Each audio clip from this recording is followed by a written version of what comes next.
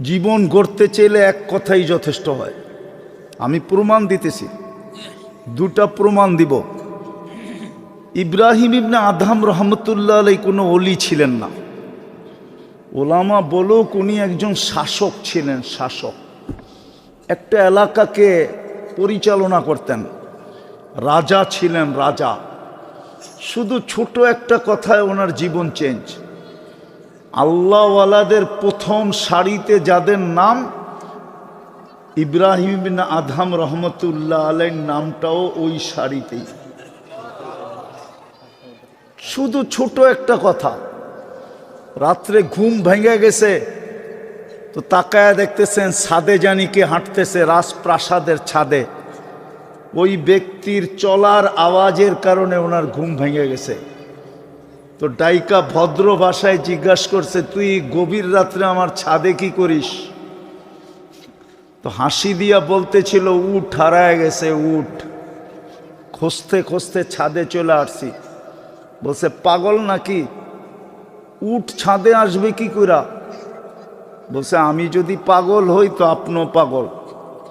বলছে, আমি পাগল কি কইরা? বলছে, ছাদে যদি উট না পাওয়া যায় তো রাজপ্রাসাদে বসে আল্লাহ পাওয়া যাবে কি কইরা? জীবন চেঞ্জ। সকালই রাজত্ব ছেড়ে দিছেন। আরেকটা দেখায়, আরেকটা হাদিস থেকে। আমি এখনো কথা শুরু করি নাই, আরেকটা দেখাইতেছি হাদিস থেকে। বনি ইসরাইলে এক বদমাস ছিল, কিফিল নাম ছিল, কিফিল। গুনার পিছনে প্রতি রাত্রে খরচ করতেন বর্তমান টাকায় 70 থেকে 80 লক্ষ টাকা। আল্লাহকে টাকার পাহাড় দিছিলেন। ওই যুগে সোনার টাকা ছিল, সোনার রূপার টাকা। এক সময় আমাদের দেশেও রূপার টাকা ছিল। পাকিস্তান আমলের 1 টাকার কয়েনটা, এটা 1 তোলা রূপার ছিল। ওটার দাম এখন 4500 টাকা একটার দাম। থাকলে আমার কাছে নিয়ে আসেন, আমি কিনা লয়ে যাবো না। তো 70 থেকে 80 লক্ষ টাকা খরচ করত। একদিন এক মেয়েকে ধরে নিয়ে আসছে, কামরায় ঢুকায় বলছে, আমি প্রস্তুতি নিয়ে আসতেছি। আয়সা দেখতেছে মেয়ে অজোরে কাঁদতেছে। তো বলতেছিল, ওই মেয়ে কাঁদিস কেন? তোর গায়ে তো এখনো আঙ্গুলের ছোঁয়া দেই নাই, আর জোর করেও তোকে নিয়ে আসি না, টাকার বিনিময়ে নিয়ে আসছি। আর তুই সদিচ্ছায় আমার হাতে ধরা দিছিস, আমি তোকে খুঁজেও বাহির করি নাই।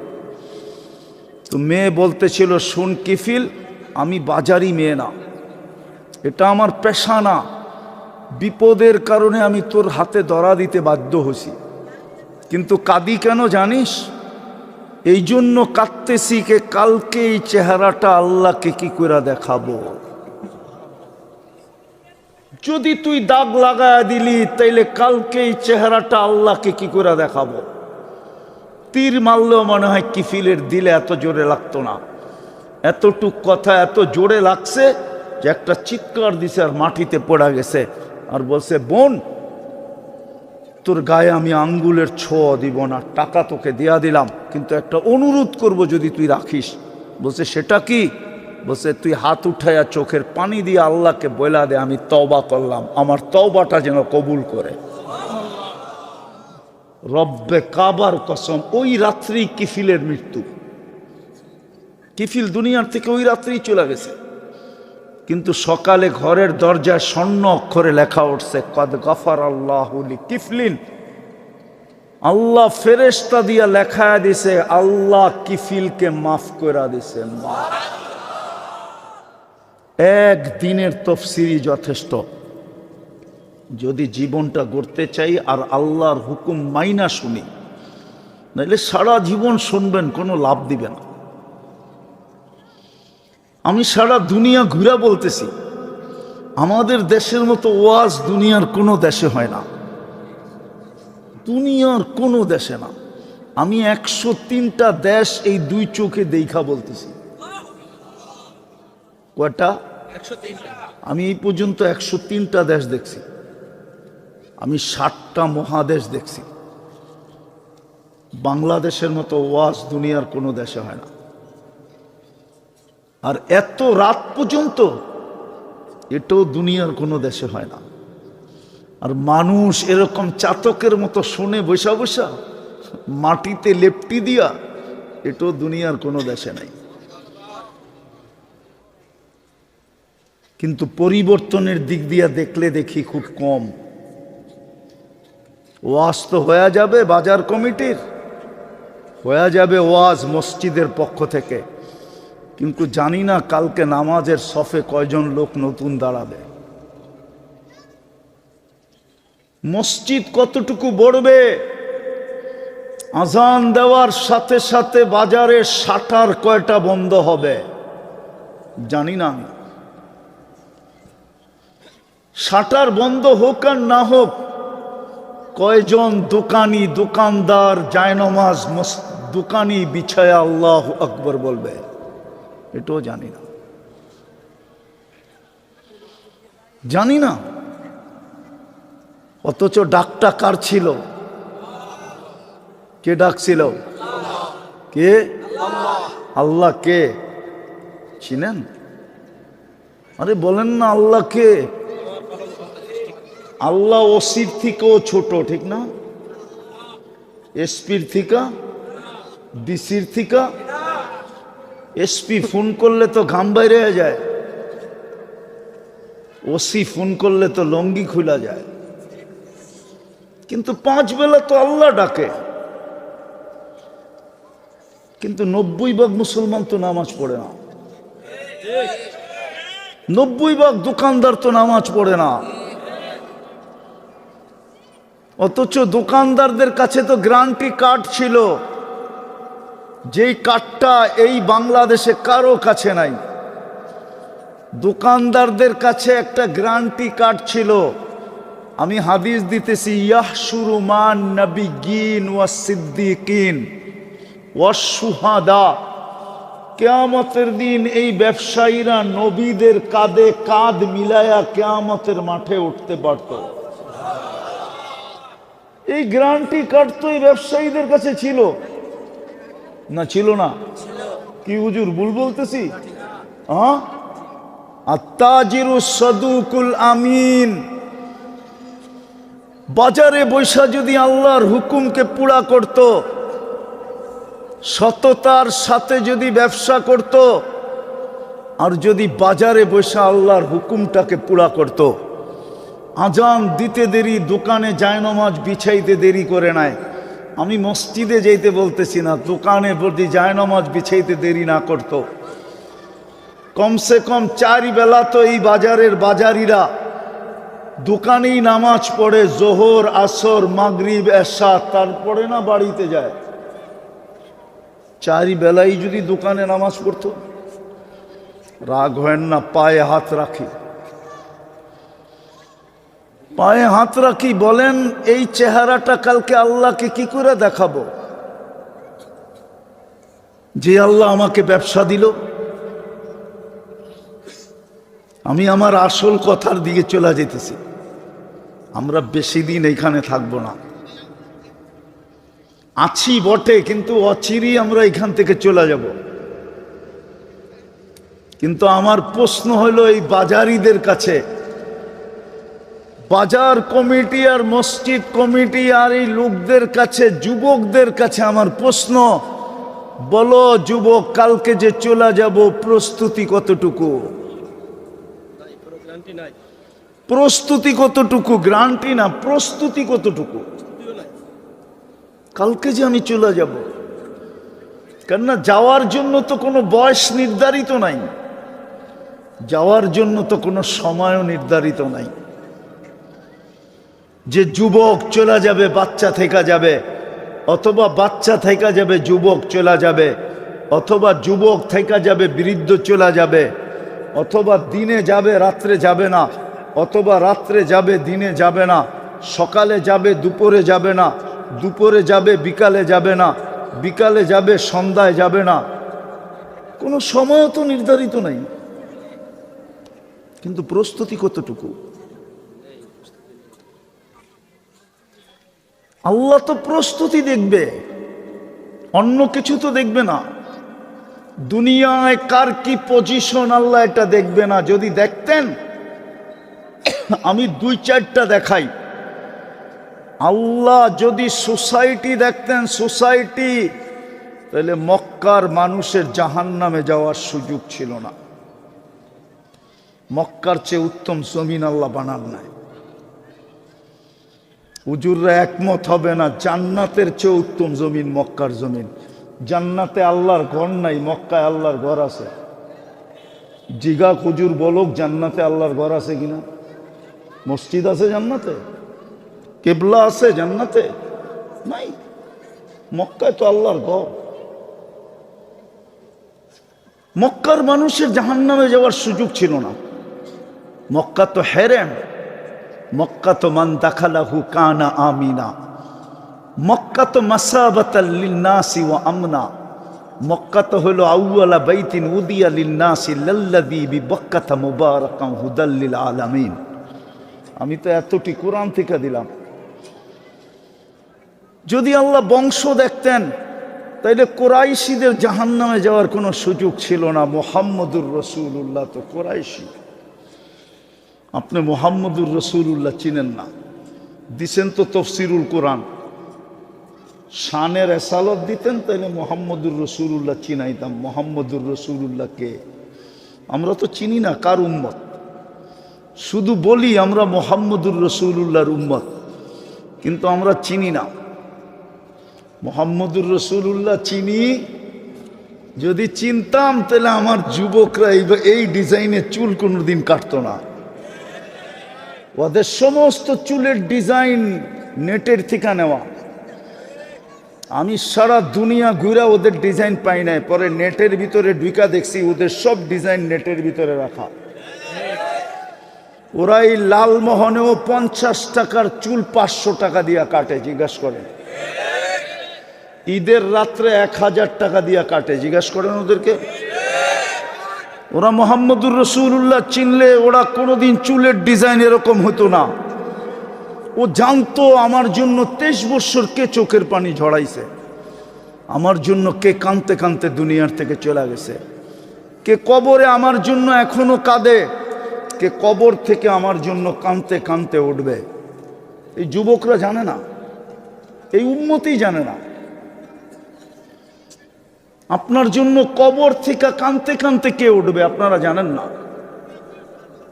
ওলামারা পর্যন্ত মানতে চায় না, আপনারা কোত্থেকে মানবেন? মুহাম্মদুর রাসূলুল্লাহ কবর থেকে কাঁদতে কাঁদতে উঠবে। আমি লিখি না, আবুল সামরকান্দি রহমতুল্লাহ আলাইহি লেখছেন। কাঁদতে কাঁদতে উঠবেন, আওয়াজ না, আওয়াজ না, কাঁদতে কাঁদতে উঠবেন। ওয়াহুয়া ইয়াবকি ওয়া ইয়াকুল জিবরিল আইনা উম্মতি, আমার উম্মত কই, মাঠ তো খালি। যে আমাদের জন্য কাঁদতে কাঁদতে উঠবেন।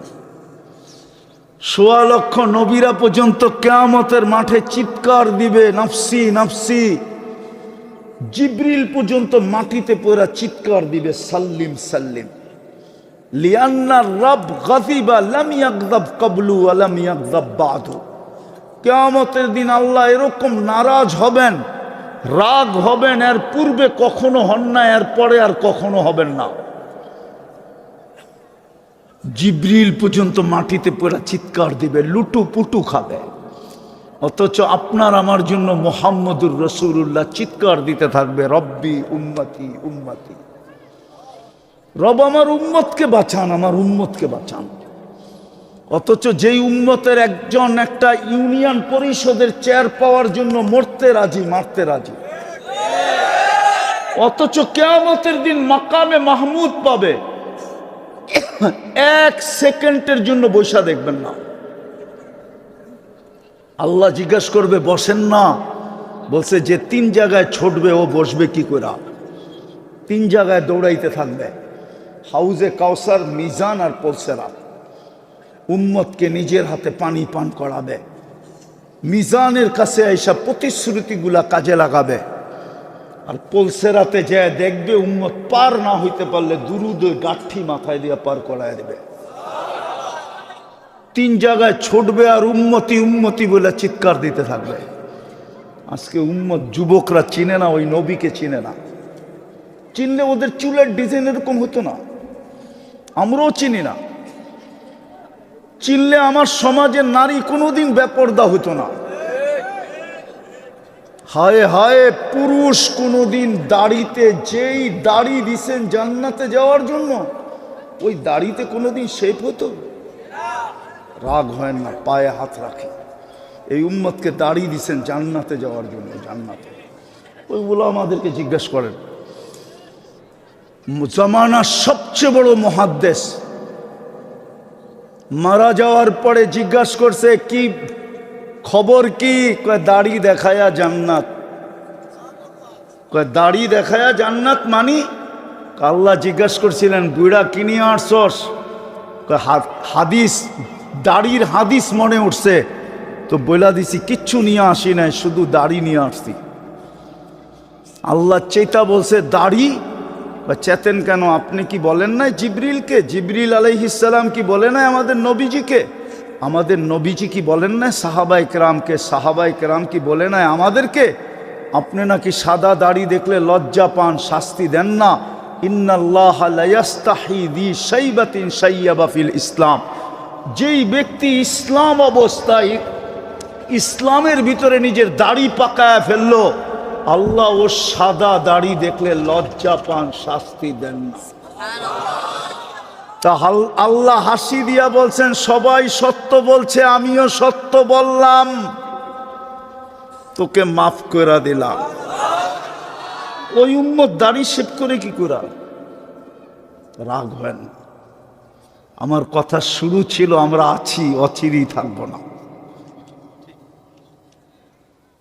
অচিরেই থাকবো না। শূন্য দুনিয়া শূন্য হবে, এটাই সত্য। একদিন এই দুনিয়াটাও থাকবে না, এটাও সত্য। কিন্তু আপনার আমার প্রস্তুতি কতটুকু? আল্লাহ তো প্রস্তুতি দেখবে, আর কিচ্ছু দেখবে না। প্রস্তুতির বিনিময়ে আল্লাহ আমাদেরকে কিনবেন। আল্লাহ কোরআনে বলতেছে, ইন্নাল্লাহ হাশতারা। আল্লাহ বলে, তোকে আমি কিনতে চাইতেছি, কিনতে। আল্লাহ কিনতে চান, বিনিময় কিসের বিনিময়ে কিনবেন? কোরআনে বইলা দিছেন, আল জান্নাত, তোকে জান্নাতের বিনিময়ে কিনবো। আমার এই যুবকরা তো জান্নাতও চিনে না, ওরা তো গুগল চিনে, ওরা ইন্টারনেট চিনে, ওরা ফেসবুক চিনে, হোয়াটসঅ্যাপ চিনে, ভাইবার চিনে, ওরা চ্যাট করা চিনে, 31st নাইট চিনে, ওরা 14 তারিখ চিনে। ওরা তো জান্নাত চিনে না। আমার সমাজ তো জান্নাত চিনে না। চিনেন জান্নাত? চিনে না, কসম খোদার চিনে না।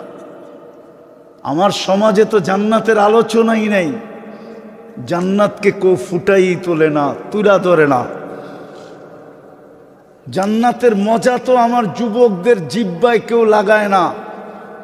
তাইলে আমার বিশ্বাস, ওরা যদি জান্নাত চিনত, তাহলে ওরা কোনো দিন, কসম খোদার, এরকম ওদের রূপরেখা হতো না। আল্লাহ তো বলে, আমি জান্নাত দিয়ে কিনবো, জান্নাত দিয়া। তোমরা লেনদেন করো বাজারে কাগজ দিয়া, আমি কিনবো জান্নাত দিয়া। আর কাগজ দিয়া লেনদেন হইলে কি হবে? কাগজ সবার জ্যাবে সব সময় থাকে না, পকেটে থাকে না। এটা তো গড়াইতে থাকে। কি গড়াইতে থাকা বোঝেন না? মনে হয় বোঝেন। একজনেরটা আরেকজনের হাতে যেতে থাকে, ট্রান্সফার হয়, ঠিক না? আল্লাহ বলে, আমি জান্নাত দিয়ে তোমাদেরকে কিনবো। আনতাহিয়াও ফালা তামুতু আবাদা, চিরদিন থাকবে তুমি, কোনোদিন মৌত আসবে না। আনতাশিব্বু ফালা তাহরামু আবাদা, চিরদিন যুবক থাকবে, বৃদ্ধ কোনোদিন হবে না। আনতাশিহু ফালা তামরাজু আবাদা, চিরদিন সুস্থ থাকবে, অসুস্থ কোনোদিন হবে না। আনতানামু ফালা তাইআসু আবাদা, চিরদিন নেয়ামত বাড়বে, কোনোদিন কমবে না। শুধু এইখানেই শেষ না। মা তাস্তাহি আনফুসুকুম, তোমাদের মন যা চাবে তা মিলবে। আজকে মনে চায় অনেক কিছু, ঠিক না? কি যুবক, মনে চায় না? না চায় না? আরে বলো না। নেটের জগতে ঘুরতে ঘুরতে সারাদিন হাজারো জিনিস মনে চায়, ঠিক না? মোবাইলে হাতও ঢোকে না, যেটা মনে চায় কই আসে ঠিকানাও জানে না, ঠিক না? জান্নাতে মনে চাইতে দেরি মিলতে দেরি হবে না। কুরআন বলে মা তাস্তাহি আনফুসুকুম ওয়া তালুদ্দু আয়ুনুকুম, চোখে লাগতে দেরি মিলতে দেরি হবে না। আজকে লালমোহনে চোখে লাগে, বেশি তাকাইলে জুতা দেখায়, ঠিক না? না মনে হয় বোঝেন না আপনারা, ওরা বুঝছে। কি বেশি তাকাইলে কি দেখায়, ঠিক না? একবারে সাইজ, ঠিক না? জান্নাতে যেটা চোখে লাগবে ওটা তোমার বানায় রাখছে আল্লাহ। হ্যাঁ, আরেকটা আছে, বলছে তুই চায়ার চোখে লাগায়া কতটুকু নিবি? ফালা তালামু নাফসুম মা উখফিয়া লাহুম মিন কুররাতি আয়ুনিন, আল্লাহ বলে এর চেয়ে কুঠি কুঠি গুণ বেশি আমি বানায়া তোর জন্য রেখা দিছি।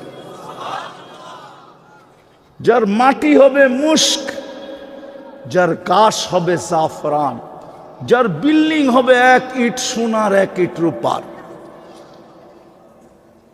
সবচেয়ে ছোট রাজত্ব হবে এই দুনিয়ার 10 গুণ সমান, সবচেয়ে ছোট মন্ত্রী পরিষদ হবে 70,000 ফেরেশতা মন্ত্রী পরিষদে, সবচেয়ে ছোট ক্যাবিনেট জান্নাতে।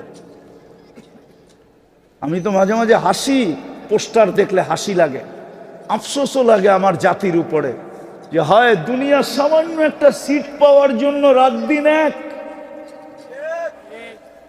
সামান্য একটা পদ পাওয়ার জন্য রাত দিন এক, এর 100 ভাগের 1 ভাগও যদি জান্নাত পাওয়ার জন্য দৌড়াইতো, তাহলে মনে হয় মনার আগেই জান্নাত চোখে দেখা তারপরে দুনিয়ার থেকে যাইতো।